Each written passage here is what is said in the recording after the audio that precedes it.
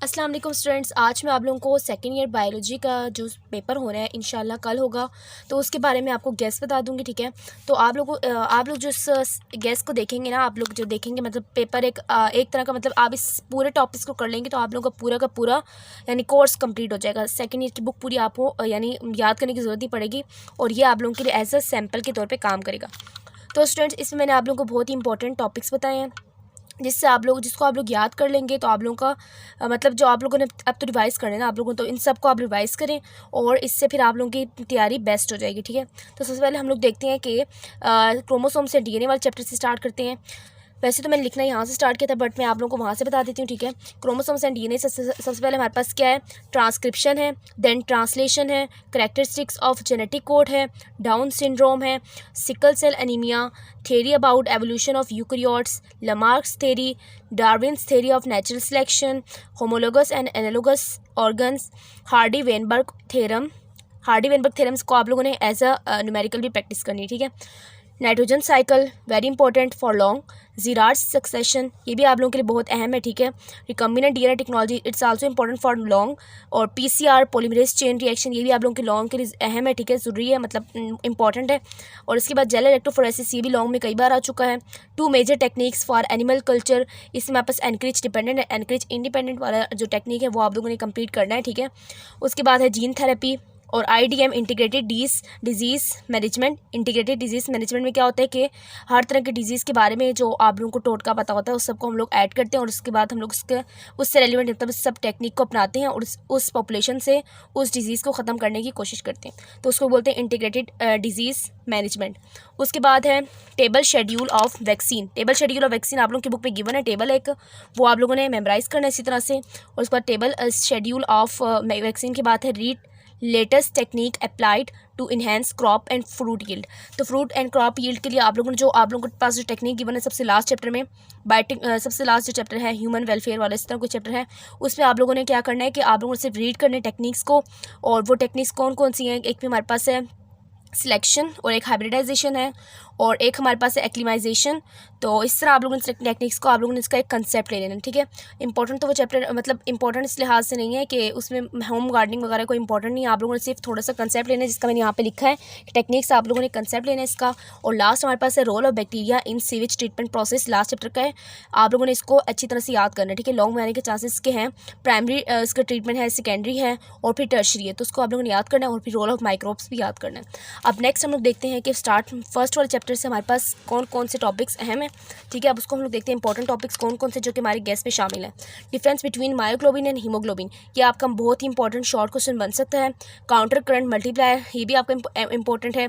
Urine formation, इसको भी as a long आप लोगों ने याद करना है। डिसऑर्डर्स ऑफ स्केलेटन, स्केलेटन के डिसऑर्डर कौन कौन से, स्पॉन्डाइलोसिस है, और हमारे पास क्या है एनुलस फाइब्रोसिस वगैरह, मतलब वो सारा कुछ है हमारे पास, स्कैशिया वगैरह है। मसल स्केलेटल मसल्स, इसके बारे में आप लोगों ने पूरा का पूरा कंसेप्ट लेना है, जिसमें बस कंट्रैक्शन भी है और क्रॉस ब्रिज भी है।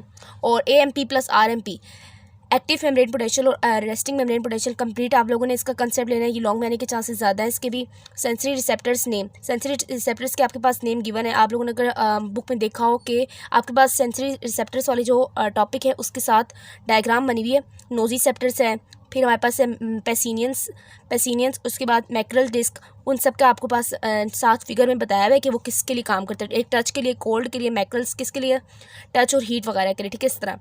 अब इसके बाद हमारे पास क्या है, सेंसरी रिसेप्टर्स नेम के बाद है mode of hormone action. Mode of hormone action में हमारे पास प्रोटीन हार्मोन है, और अगला हमारे पास क्या है, थायराइड हार्मोन। उन दोनों को आप लोगों ने एज इट इज याद करना है विद डायग्राम्स। डायग्राम बायो में आपने मस्ट बनानी है, बायोलॉजी के पेपर में आप लोगों ने डायग्राम के बगैर कोई काम नहीं करके आना। ठीक है, एंटीरियर लोब ऑफ पिट्यूटरी करना है, उसमें हमारे पास सारे हार्मोन्स है, गोनाडोट्रोफिन, और उसके बाद ग्रोथ हार्मोन है, उसके बाद एडिनोकॉर्टिकोट्रोफिक हार्मोन है, ये सारे आप लोगों ने करना है। फीमेल रिप्रोडक्टिव साइकिल कंप्लीट करना है विद डायग्राम, जो आपके पास फिगर में ग्राफ के तौर पर डायग्राम बनी हुई है। ठीक है, रिप्रोडक्टिव साइकिल के सामने डायग्राम बनी हुई है, और साथ ही रिप्रोडक्टिव साइकिल के स्टार्ट में आप लोगों के पास एक फॉलिकल का ओवरी का डायग्राम दिया हुआ है, मतलब उसमें से आपको बताया जा रहा है कि एक हमारे पास क्या है, बिल्कुल हमारे पास प्राइमरी स्टेज है, प्राइमरी स्टेज है फॉलिकल, उसके बाद उससे एग रिलीज होता है ओवम, और इसके बाद कॉर्पस ल्यूटियम रिग्रेस करता है, मतलब ये सारा आपने करना है।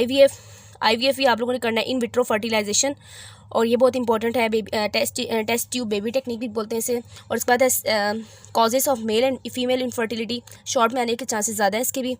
कॉजेज़ ऑफ मिसकैरेज के शॉर्ट आपका पिछली बार आ चुका है। और उसके बाद hormonal control of male reproductive system का हार्मोनल कंट्रोल, ये भी आपके पास लॉन्ग में आ सकता है 5 या 4 नंबर का। मीरो एंड होलोब्लास्टिक क्लीवेज, ये आपके पास डिफरेंस में आ सकता है।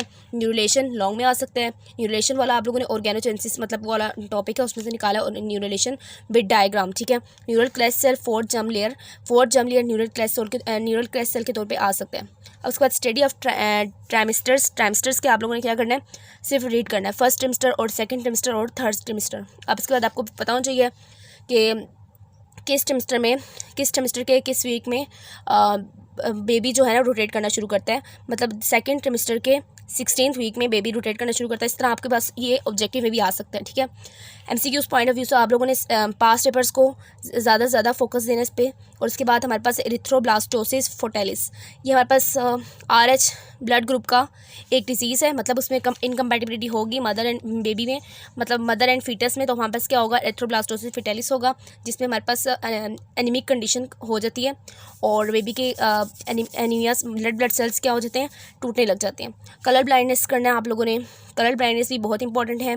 हीमोफीलिया के बारे में कंसेप्ट आ सकता है कि कैसे वो कैरियर मदर से सन में जाता है, ठीक है। कैरियर मदर से मतलब फादर से डायरेक्ट सन में नहीं जाता बल्कि ग्रैंड सन में जाता है। हीमोफीलिया आएगा इस तरह। हार्शी एंड चेज एक्सपेरिमेंट, ये भी बहुत इंपॉर्टेंट है। मिसेल्सन स्टोहल एक्सपेरिमेंट को इसलिए अहमियत हामिल है क्योंकि ये हमारे पास semi conservative model of DNA replication के बारे में बताता है।